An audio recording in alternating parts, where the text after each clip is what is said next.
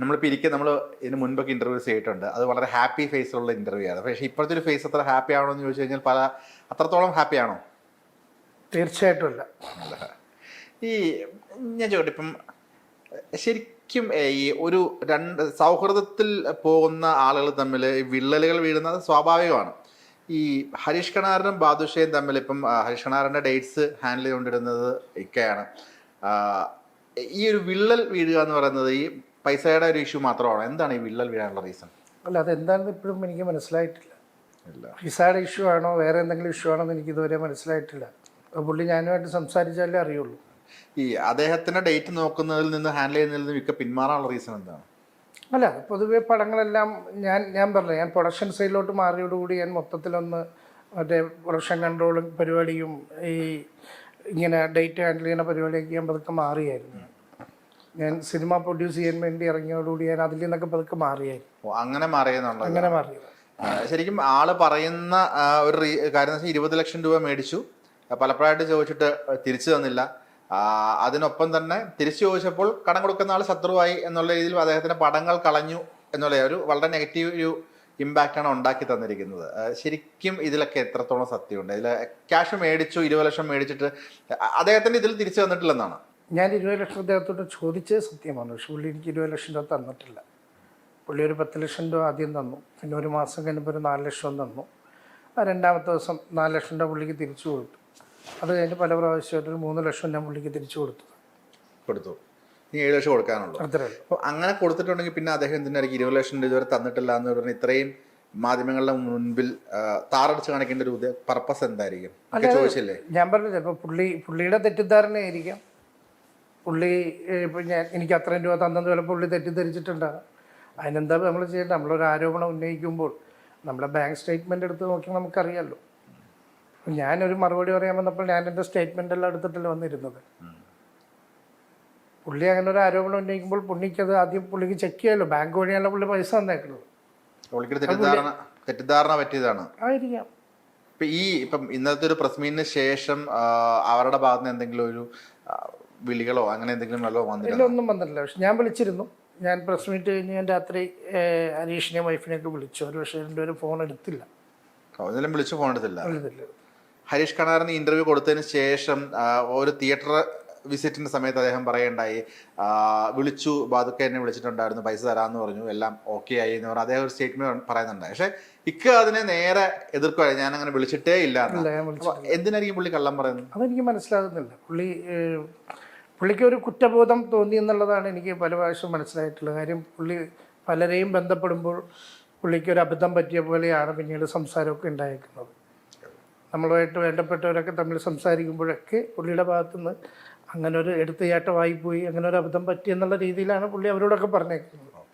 പുള്ളി പറഞ്ഞ സ്റ്റേറ്റ്മെന്റ് ഉണ്ട്, ധർമ്മജനം ഇതുപോലെ കടം കൊടുത്ത് പെട്ട് നിൽക്കുകയാണെന്നുള്ളത്. അപ്പം എൻ്റെ തന്നെ ഇന്റർവ്യൂവിൽ ഞാൻ ധർമ്മജൻ ചേട്ടൻ്റെ അടുത്ത് ചോദിച്ചിട്ടുണ്ടായിരുന്നു, ഒരാളൊക്കെ കണ്ടിട്ടുണ്ടോ എന്നറിയില്ല, ഇങ്ങനെ ഒരു കടം കൊടുക്കുന്നതിനെ ബന്ധപ്പെട്ടിട്ട് ചോദിച്ചപ്പം ധർമ്മചേട്ടൻ പറഞ്ഞത്, ഞാൻ കടം കൊടുത്ത് ഞാൻ നോക്കിക്കോളാം, അപ്പം ഇങ്ങനെ ഒരു ഇഷ്യൂ ഉണ്ടാവരുത്. ഇപ്പം ഹരീഷ് കണാറിനെയും നിർമ്മലിനെയും എൻ്റെ വീട്ടിൽ വിളിച്ചു വരുത്തി ഞാൻ ഇവിടെ ഇരുന്ന് സംസാരിച്ച് നമുക്ക് പറയാം, നമുക്ക് ബാദുഷയുടെ സംസാരിക്കാം, നമുക്ക് സംസാരിച്ച് തീർക്കാൻ നമ്മൾ സോൾവ് ആക്കി വിട്ടതാണ് അവരെ.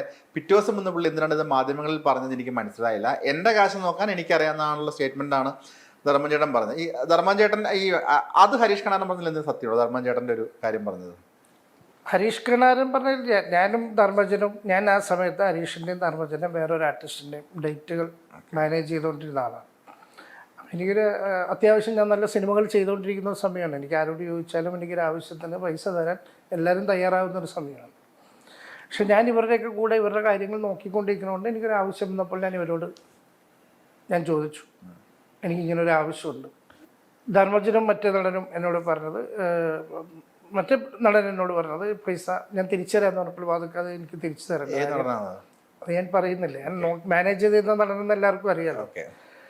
ഞാൻ അദ്ദേഹത്തിനോട് തിരിച്ചു തരാമെന്ന് പറഞ്ഞപ്പോൾ അദ്ദേഹം എന്നോട് പറഞ്ഞത്, ഞാൻ തിരിച്ചു വേണ്ട അതൊക്കെ ഇത്രയും നാളായിട്ട് ഞങ്ങൾക്ക് വേണ്ടി പണിയെടുക്കുന്നതല്ലേ, അത് ബാധക്കാട് ഒരു നല്ല ആവശ്യത്തിന് വേണ്ടിയാണല്ലോ, അത് നിങ്ങളത് വെച്ചോളൂ എന്നാണ് അദ്ദേഹം പറഞ്ഞത്.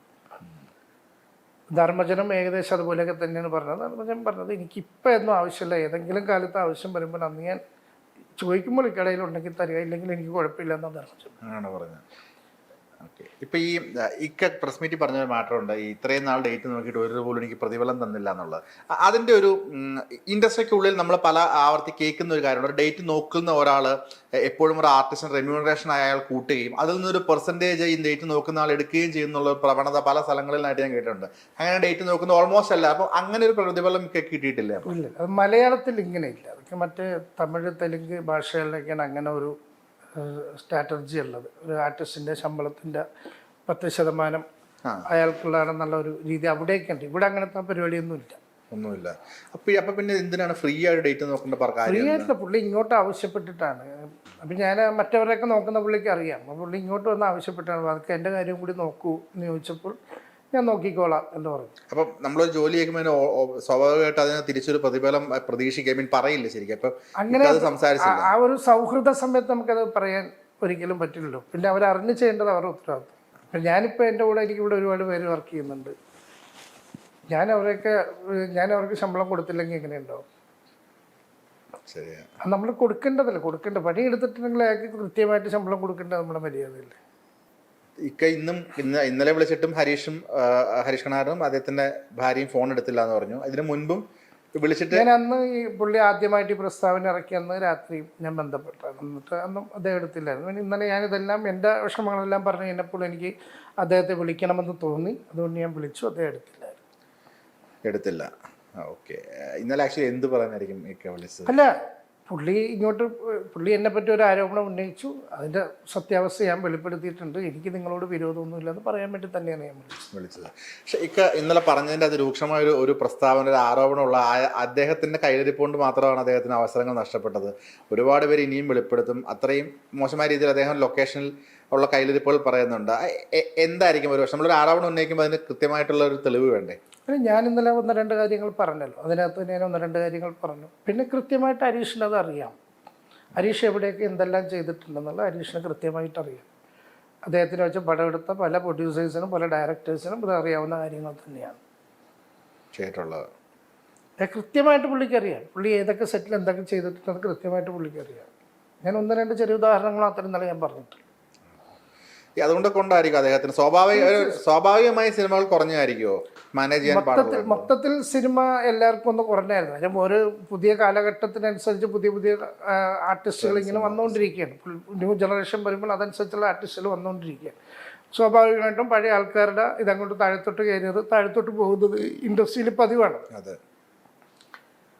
പിന്നെ നമുക്കൊരാൾ ഒരിക്കലും കഴിവുള്ള ഒരാളെ നമ്മൾ ആരും വിചാരിച്ചാലൊന്നും അയാളെ വിലക്കാനോ അല്ലെങ്കിൽ അയാളെ നമുക്ക് ഒഴിവാക്കിപ്പെടാനോ പറ്റില്ല. ഇയാളെ നിർബന്ധമാണെങ്കിൽ തീർച്ചയായിട്ടും അയാൾ ആ സിനിമയിൽ അഭിനയിച്ചിരിക്കും.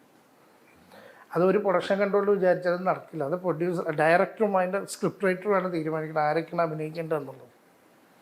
കുറേ പ്രൊഡ്യൂസറും ARMൻ്റെ സംഭവം തന്നെ പറഞ്ഞല്ലോ, നമുക്ക് അദ്ദേഹം ചോദിച്ച പ്രതിഫലം കൊടുക്കാൻ പറ്റില്ല എന്ന് പറഞ്ഞ് പ്രൊഡ്യൂസറാണ് മാറ്റിയത്. അതിലൊന്നും എനിക്ക് യാതൊരു ഇതുമില്ല. ഞാൻ അദ്ദേഹത്തിന് വിളിക്കുകയും ഡേറ്റ് കൊടുക്കുകയും ഇത്രയും ശമ്പളമുള്ളൂ എന്ന് പറയുകയും അപ്പോൾ ആ ശമ്പളം പോരെ എനിക്ക് ഇത്രയെങ്കിലും വേണമെന്ന് തന്നെ അവരോട് ആവശ്യപ്പെടുകയും അത് ഞാൻ പ്രൊഡ്യൂസറോട് പറയുകയും ഒന്ന് ആളെ മാറ്റിയിട്ട് വേറെ ആളെ വെച്ചോന്ന് അവർ തീരുമാനിക്കുകയായിരുന്നു. ഇത് അന്ന് കമ്മ്യൂണിക്കേറ്റ് ചെയ്തില്ലേ? തീർച്ചയായിട്ടും ഒന്ന് കമ്മ്യൂണിക്കേറ്റ് ചെയ്തത്. പുള്ളിക്ക് തന്നെ അറിയാമല്ലോ അതൊക്കെ. പക്ഷെ പുള്ളി പറഞ്ഞത് നേരെ ഉൾട്ടായിട്ടാണല്ലോ പുള്ളി പറഞ്ഞത്. അല്ല, അതൊക്കെ എന്തിനാ അങ്ങനെ പറഞ്ഞതെന്ന് എനിക്ക് മനസ്സിലാകുന്നില്ല എന്ന് ഞാൻ പറഞ്ഞു.